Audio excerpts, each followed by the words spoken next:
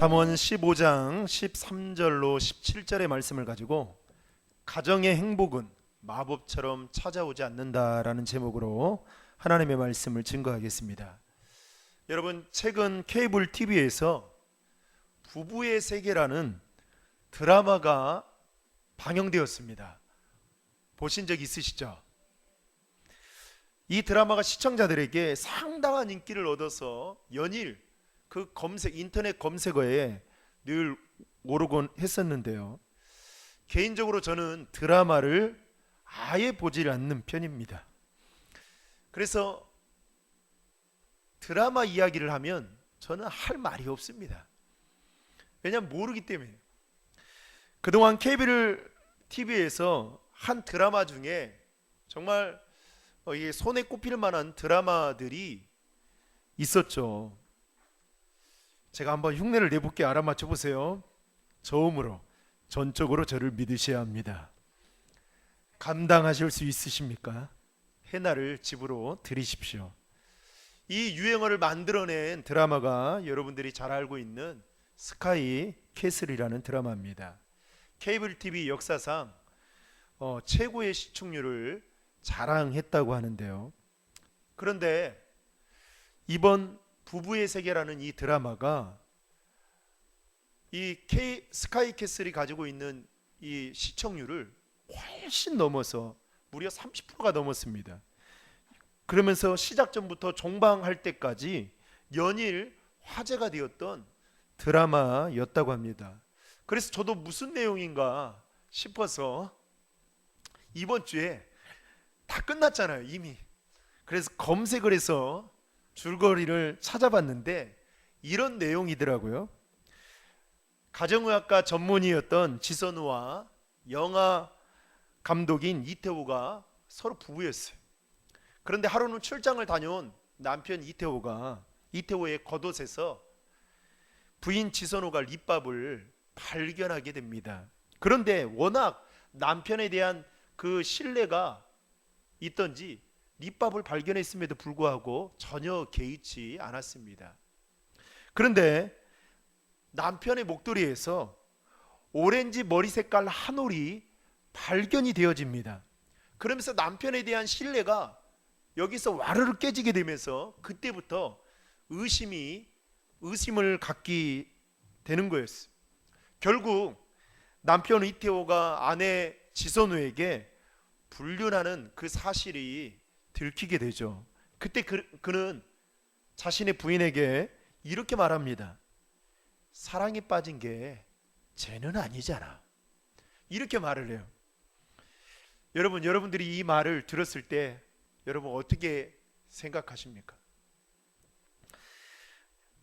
결국 이 불륜이 이 두 사람의 부부의 관계를 깨뜨렸고 그리고 한 가정을 파멸로 몰아넣게 되었다라는 이 내용이 부부의 세계의 드라마의 핵심 줄거리입니다. 이 부부의 세계라는 이 드라마가 연일 화제가 되면서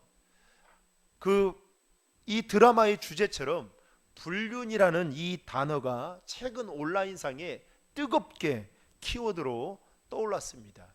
그러면서 불륜 카페가 생기기도 했습니다. 왜냐하면 그 이유 중에 하나가 불륜이 바로 현실이라는 것 때문에 그렇다는 것입니다. 어쨌든 이 드라마가 지금의 현 시대의 세태와 풍조를 어쩌면 그대로 보여주고 있는 게 아닌가라는 생각이 문득 들었습니다. 아마도 대한민국의 모든 가정들은 다 행복하기를 원하는 마음을 똑같이 가지고 살아가고 있을 겁니다. 그래서 부모들은 행복한 가정을 만들기 위해서 부단하게 노력하며 살아가죠. 그런데 문제는 우리가 처한 현실은 그러지 못할 때가 많이 있다라는 것입니다. 나는 행복을 위해서, 행복의 파랑새를 위해서 그렇게 열심히 노력하지만 내가 노력한 대로 가정 안의 행복이 그리고 부모와 부부 간의 관계에 있어서 그 사랑이 부모와 자녀가에 있어서 그 사랑이 원만치 못하는 경우들이 많이 있다라는 것입니다. 그러다 보니까 어느 날부터인가 가정의 질서가 해체가 되고요. 그리고 아버지의 권위는 추락하고 청소년의 탈성과 가정폭력, 가정주부의 외도와 그리고 가출, 이로 인한 미혼모의 급증과 그리고 노인 학대 등으로 인해서 우리의 가정은 점점 붕괴되어져 가고 있다는 것입니다. 이러한 현상들을 보면 우리나라는 심각한 가정의 위기를 맞이하고 있다라고 해도 결코 틀린 말이 아닌 것 같습니다. 여러분, 혹시 콩가루 집안이라는 유머를 들어보신 적 있으십니까? 하루는 어머니와 아버지가 사소한 일로 다툼을 하게 되었습니다. 그런데 사실은 사소한 일이긴 했지만 그 전부터 좋지 않은 감정들이 서로 간에 있었던 거예요. 그게 막 계속 억누르고 있었던 것이죠. 그러다가 사소한 일로 이제 다툼을 하게 되었습니다. 그런데 그 부부간의 싸움을 옆에 있던 아들이 지켜보게 된 것입니다. 그래서 아들이 보기에도 이거 말리지 않으면 안 되겠다라는 생각이 들어서 아버지 어머니에게 가서 싸움을 말겼습니다. 그랬더니 계속 싸우는 거예요. 저리 가라고 하면서 막 계속 싸우는 겁니다. 아들이 너무 싸우는 모습을 보고 괴로운 나머지 자신이 살고 있던 10층 아파트에서 떨어졌습니다. 그 모습을 본 어머니도 연이어서 떨어졌습니다. 아버지도 이렇게 살아서 뭐 하겠느냐 하고 아버지도 떨어졌습니다. 마침 안방에 있던 딸도 가족들 모두가 갑자기 싸우다가 아무 소리가 없어서 보니까 이게 무슨 일인가 싶은 거예요. 그런데 밖에서 이미 경찰 소리가 나고, 그래서 뭔가 봤더니 가족들이 밑에 다 누워 있는 거예요. 그래서 안방에 있던 딸도 너무 힘든 나머지 같이 투신해서 떨어져서 죽었습니다. 떨어졌어요.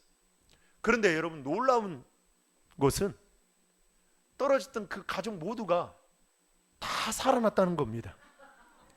여러분, 왜 그랬을까요? 어머니는 새 어머니고, 아버지는 제비족이고, 아들은 비행 청소년이고, 딸은 날라리족이어서 살았다는 이 유머가 여러분 인터넷에 또 돌고 있습니다. 저는 유머이긴 하지만 참 마음이 씁쓸했어요. 그만큼 오늘날 많은 가정들 중에 여러분 깨어진 가정들이 많다라는 것이죠. 로마 제국 멸망사를 쓴 에드워드 기번이 그 책에 보면요, 강대국이었던 로마가 멸망했던 가장 큰 원인은 바로 가정의 타락이었다, 이렇게 지적하고 있습니다. 영국의 사회 비평가였던 존 러스킨이 인류의 역사는 세계의 역사가 아니라 가정의 역사다라고 그렇게 말하면서 한 나라의 수준은 그 나라의 가정 수준 이상으로 올라갈 수가 없고, 그리고 한 나라의 생존은 가정의 생존 여부에 달려 있다라고 그렇게 말하면서 가정을 매우 중요하게 크게 보았다는 것입니다. 하나님은 우리를 여러분 행복하게 살도록 창조하셨습니다. 그래서 가정이라는 것을 우리에게 선물로 주신 것이죠. 그러므로 하나님이 우리에게 주신 가정은 여러분 행복해야 되는 것이 당연한 것입니다. 그러나 행복한 가정은 우리가 생각하는 대로 마법처럼 한순간에 만들어지는 것도 아니고 또 그렇게 찾아오는 것도 절대 아니라는 것입니다. 또 행복이 가정의 목적은 될 수는 없겠지만 중요한 것은 행복하지 않으면 좋은 가정이 될 수 없다라는 것입니다. 그렇다면 행복은 어디에서 오며 어떻게 얻게 되는가? 이게 매우 중요한 문제라고 볼 수 있다는 것이죠. 오늘 말씀을 통해서 행복한 가정을 이루는 비결이 무엇인지 저는 두 가지 측면에서 좀 살펴보고자 하는데요. 하나는 영적인 측면에서 살펴보고, 또 하나는 관계적인 측면에서, 인간관계적인 측면에서 살펴보면서 하나님의 은혜를 나누고자 합니다. 먼저 영적인 측면에서 행복한 가정을 이루는 비결 첫 번째는 하나님을 경외하는 데 있다라는 것입니다. 오늘 16절 말씀을 우리 다 함께 읽겠습니다. 재산이 부족한 듯해도 여호와를 경외하는 것이 큰 재물 때문에 고민하며 사는 것보다 낫다. 개역 성경에는요 이렇게 표현하고 있습니다. 가산이 적어도 여호와를 경외하는 것이 크게 부하고 번뇌하는 것보다 나으니라. 여러분 무슨 말입니까? 행복은 외적인 소유에 있는 것이 아니라 하나님께 있다라고 지금 말하고 있는 것입니다. 즉 하나님과의 관계에서 비롯된 것임을 이야기하고 있다라는 것이죠. 여기서 여러분 경외한다라는 이 말은 히브리어로 야레라는 말인데요. 이 야레라는 이 말의 뜻은 하나님의 권위, 거룩하심에 대한 공경과 두려움을 이야기하고 있습니다. 다시 말해서 존경심을 갖고 그리고 그분이 좋아서 닮고 싶어서 적극적으로 가까이 다가가는 것이 바로 경외하다, 히브리어로 야레라는 이 말의 뜻이다라는 것입니다. 그렇다면 하나님을 경외한다는 것이 구체적으로 무엇을 말하고 있는 것일까요? 그것은 바로 하나님의 말씀을 붙잡고 그 붙잡은 말씀을 순종하며 사는 것이 하나님을 경외하는 것이다. 성경은 이렇게 말하고 있습니다. 이와 관련된 성경의 인물 중에 대표적인 사람을 든다면 아브라함을 단연코 들 수 있습니다. 우리가 잘 알다시피 아브라함은 하나님의 약속대로 100세라는 늦은 나이에 아들 이삭을 얻게 되었습니다. 늦은 나이에 이삭을 여러분 얻었으니 그가 이삭을 바라보는 눈빛과 마음이 여러분 어땠을까요? 아브라함에게 있어서 아마도 이삭은 눈에 넣어도 아프지 않을 만큼 사랑스러운 자식이었겠죠. 그런데 어느 날 하나님께서 아브라함에게 나타나셔서 청천벽력과 같은 말씀을 하시는데 그 말씀의 내용은 외아들 이삭을 번제로 바치라는 말씀이었습니다. 여러분 그 말씀을 듣게 된 아브라함의 마음과 심정 여러분 어땠을까요? 아마도 기쁨보다는 두려움과 또 하나님에 대한 서운한 마음이 들었을 것입니다. 그리고 그의 심정도 복잡했을 것입니다. 그런데 놀라운 것은 그가 하나님의 말씀을 듣고 아침 일찍 일어나 두 사안을 데리고 모리아산에 가서 자신의 아들 이삭을 번제로 바치려고 하는 순간 하나님께서 아브라함에게 이렇게 말씀합니다. 창세기 22장 12절에 이렇게 말하고 있죠. 천사가 말했습니다. 그 아이에게 손대지 마라. 그에게 아무것도 하지 마라. 내가 내 아들 곧 내 외아들까지도 내가 아끼지 아니하였으니 이제 내가 하나님을 경외하는 줄 내가 알았노라. 하나님은 아브라함에게 그 말씀에 순종하는 것을 가리켜서 지금 뭐라고 말합니까? 하나님을 경외하는 것이다 라고 그렇게 말씀하고 있다는 것입니다. 여러분 하나님을 경외하는 것은 하나님의 말씀을 듣는 데서 끝나는 것이 아니라 그 들은 말씀을 가지고 우리의 삶의 자리에서 순종하며 사는 것이 바로 하나님을 경외하는 것이다 라고 지금 말씀하고 있다는 것입니다. 신명기 10장 12절 13절에 보면 이런 말씀이 있습니다. 이스라엘아 내 하나님 여호와께서 내게 요구하시는 것이 무엇이냐?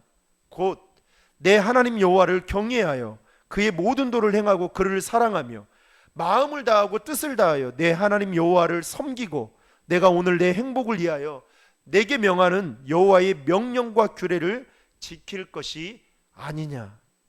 여러분 여호와를 경외하는 것이 무엇이라고 말씀하고 있습니까? 신명기 10장에서는 그의 모든 도를 행하고 하나님을 사랑하며 마음과 뜻을 다하여 하나님을 섬기는 것이다 라고 이야기하고 있다는 것입니다. 사랑하는 성도 여러분, 우리가 이 땅에서 행복한 가정을 이루기 위해서 하나님께서 우리에게 바라시는 것은 바로 하나님을 경외하는 것이다 라고 성경은 분명히 우리에게 말씀하고 있다는 것입니다. 시편 기자는 시편 34편 9절과 10절에 이렇게 말씀하고 있습니다. 너희 성도들아 여호와를 경외하라. 그를 경외하는 자에게는 부족함이 없도다. 젊은 사자는 궁핍하여 줄일지라도 여호와를 찾는 자는 모든 좋은 곳에 부족함이 없으리로다. 시편 기자는 여호와를 경외하는 것이 바로 우리가 인생을 살아가면서 부족함을 느끼지 못하고 살아가는 인생이다라는 것을, 그 비결을 이야기하고 있는 겁니다. 그러면서 젊은 사자라 할지라도 여호와를 경외하지 않으면 어떻게 된다고요? 줄이게 될 것이다 라고 그렇게 말씀하고 있는 것이죠. 여러분, 내가 내 힘으로 행복한 가정을 만들 수 있다라고 생각하지만 사실 쉽지가 않습니다. 우리의 마음은 참 변덕이 심하잖아요. 저도 제 자신을 보면 아침 다르고 점심 다르고 저녁 다르고, 아마 저와 19년째 살고 있는 우리 집사람은 저를 보면 되게 이해 안 되는 사람으로 여겨질 거예요. 저도 사실 19년 살아봤지만 집사람에 대해서 이제 조금 알 것 같습니다. 뭘 좋아하고 어느 타이밍에 말을 해야 되고 저도 엄청 눈치 보거든요. 그런데 행복한 가정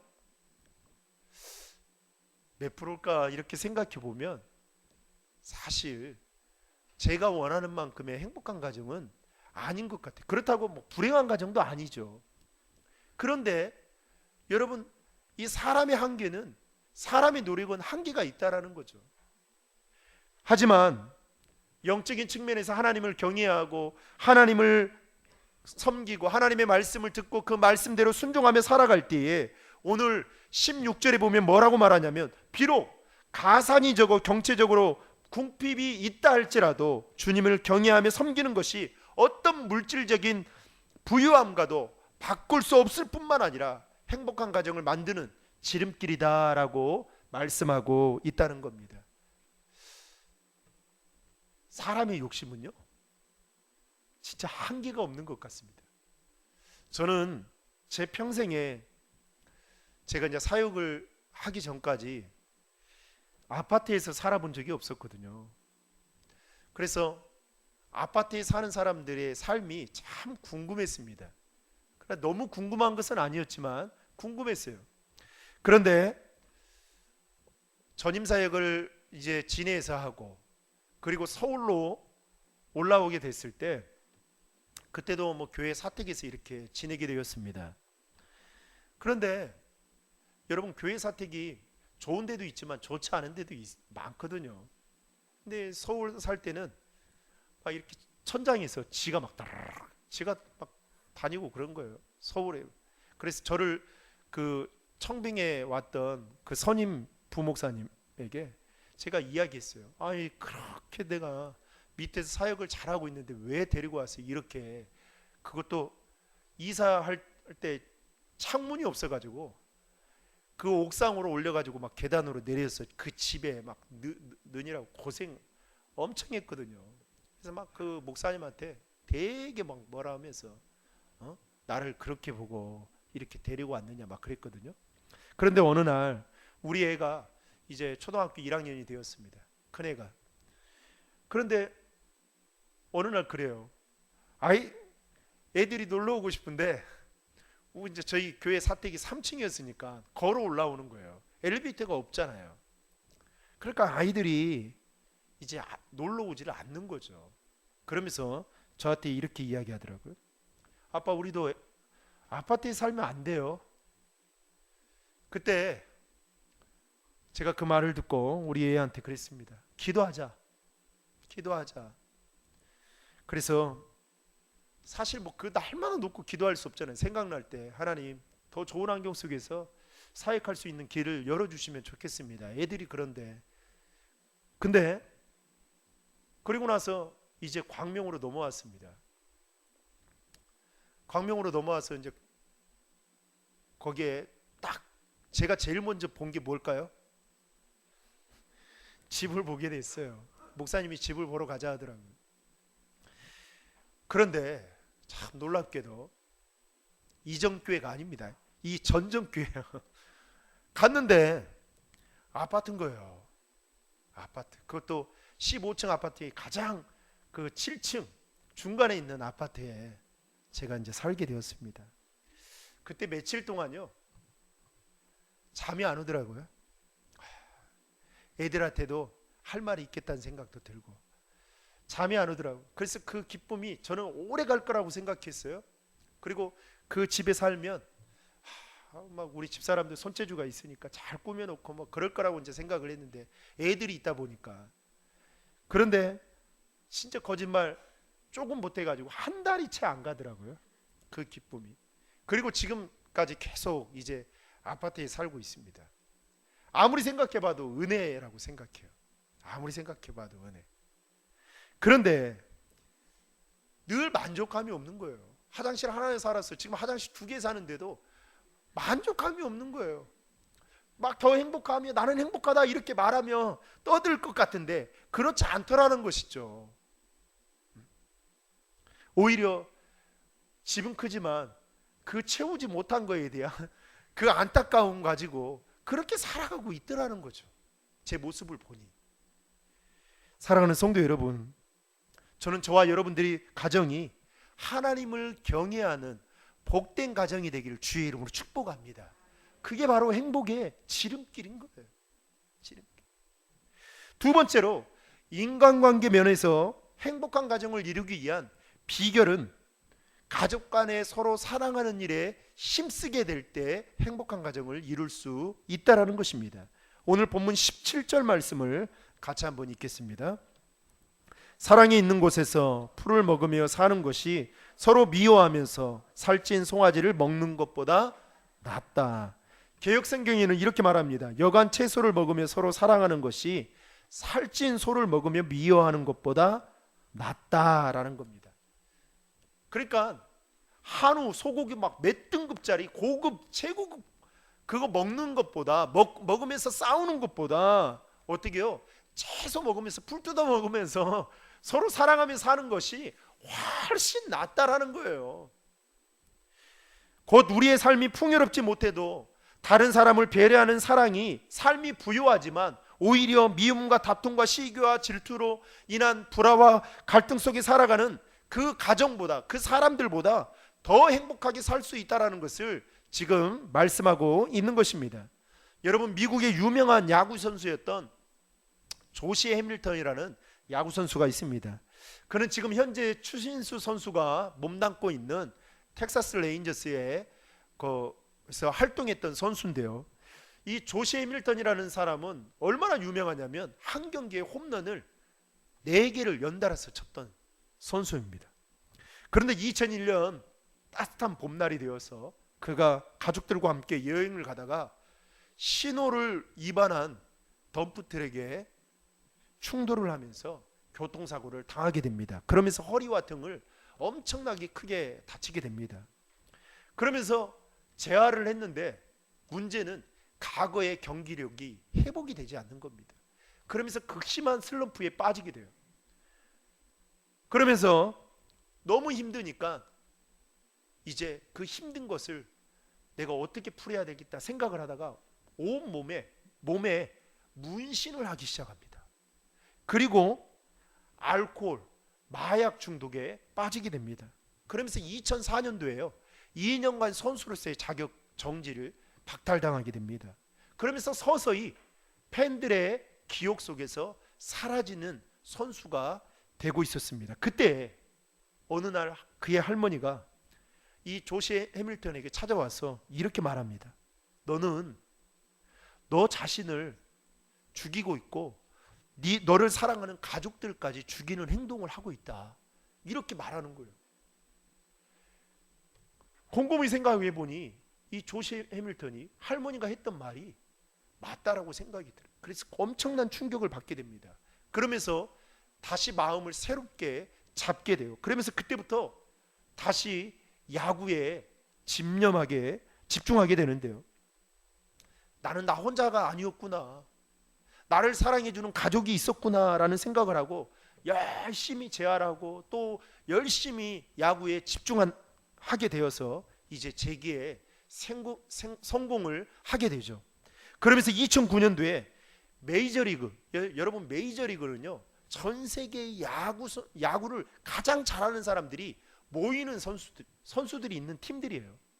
거기에서 전체 타격왕이 됩니다. 그리고 2010년에는 그 다음에는 팀을 월드 시리즈로 이끌면서 MVP에 오르게 됩니다. 그리고 2012년도에는 올해의 선수상까지 받게 됩니다. 그러면서 제2의 전성기를 맞이하게 됩니다. 여러분, 이 조시 해밀턴이 생각지 않는 그 사고로 인해서 자신이 죽으려고 11번 자살 시도를 했다고 합니다. 그리고 8번의 약물, 그리고 온몸 빼곡히 있는 그 문신. 그렇게 하면 자신의 그 어려움을 다 이겨낼 거라 생각했던 거예요. 자신의 그 고통을 조금이나마 덜을 수 있다라고 생각했던 거예요. 그런데 오히려 그것이 자신의 발목, 인생의 발목을 붙잡고 있더라는 것이죠. 그리고 자기 혼자만이라고 생각했던 것이 나를 사랑해주는 가족이 있구나라고 생각을 하고 그것을 깨닫고 그래서 절망의 나락에서 일어설 수 있게 되었다라는 그 조시 해밀턴의 이야기가 미국인들 사이에서 전해지게 되면서 잔잔한 감동을 주었다는 것입니다. 사랑하는 성도 여러분, 가족 간의 사랑, 이것은 하나님이 우리에게 주신 값진 선물입니다. 그리고 가족 간에 서로 사랑하는 것, 이것은 지극히 당연한 것입니다. 그런데 문제는 지극히 당연한 그 사랑을 가족들끼리도 서로 하지 못하는 가정들이 많다라는 겁니다. 그래서요, 불화가 있는 거예요.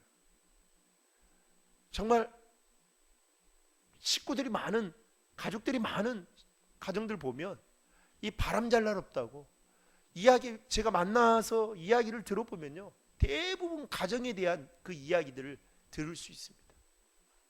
가족들로부터 받은 상처, 그것으로 인해서 참 힘들어하는 그 모습을 볼 때마다 사실 해줄 수 없잖아요, 가족이기 때문에.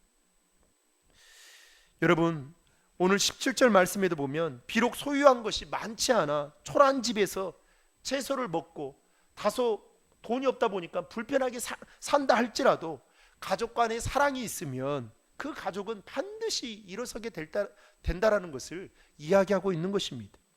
그래서 베드로전서 4장 8절에 보면 사도 베드로는 이렇게 말합니다.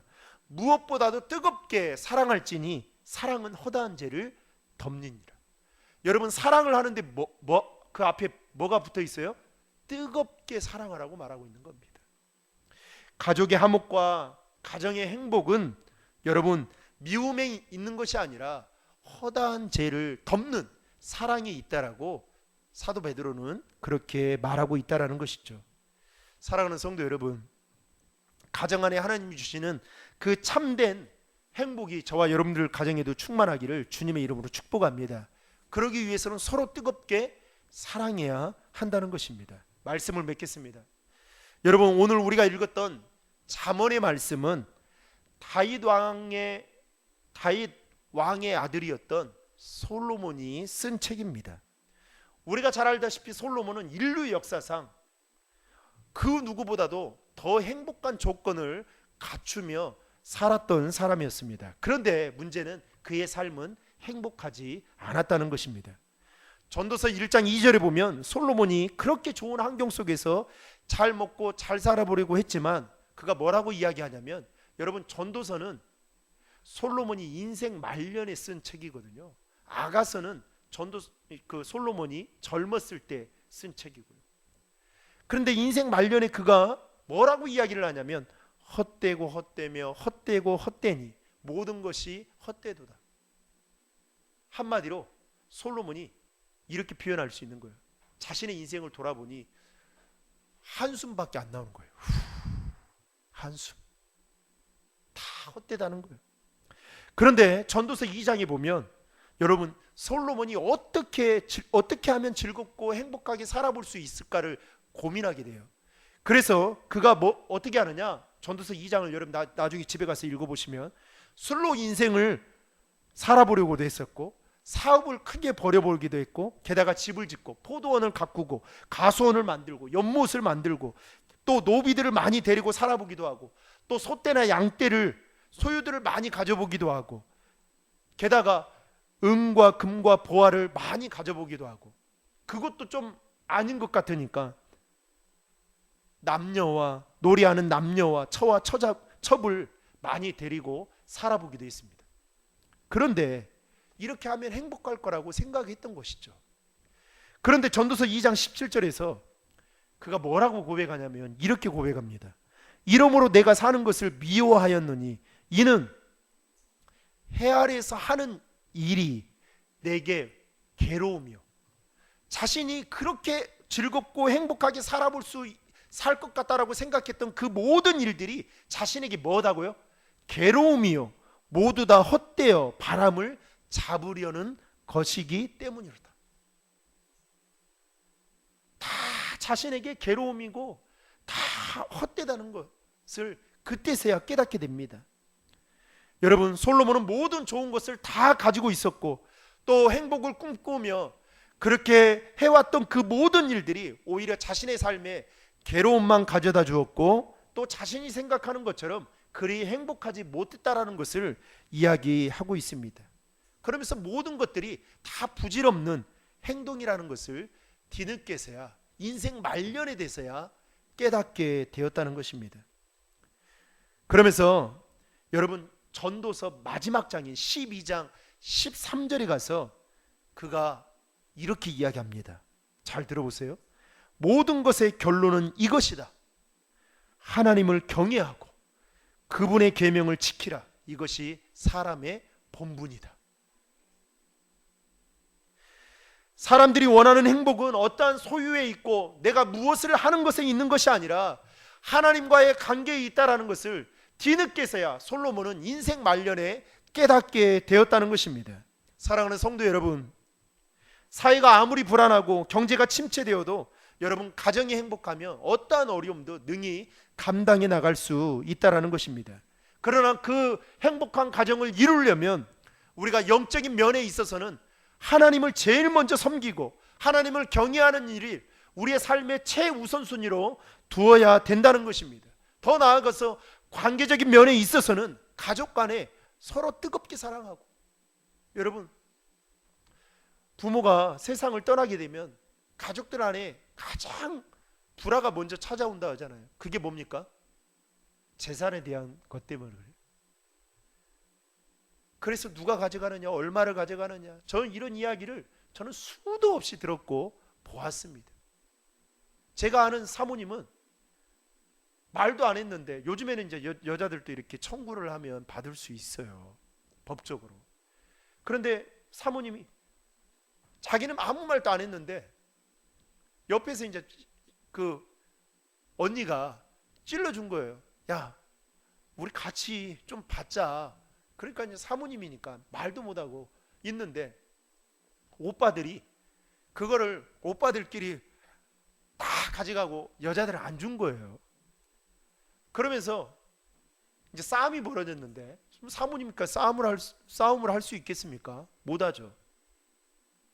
그런데 그 과정 속에서 사모님이 들어서는 안 되는 말을 듣게 된 겁니다. 그러면서 이 사모님이 충격을 받게 된 거예요. 그래서 어떻게 됐냐? 심한 우울증에 빠지게 된 겁니다. 그래서 몇 년 동안을 집 밖으로 나오질 않는 거예요. 그러니까 목사님의 사역이 어떻게 되겠어요? 사역이 올스톱 된 거죠. 그런 가정도 저는 보았습니다.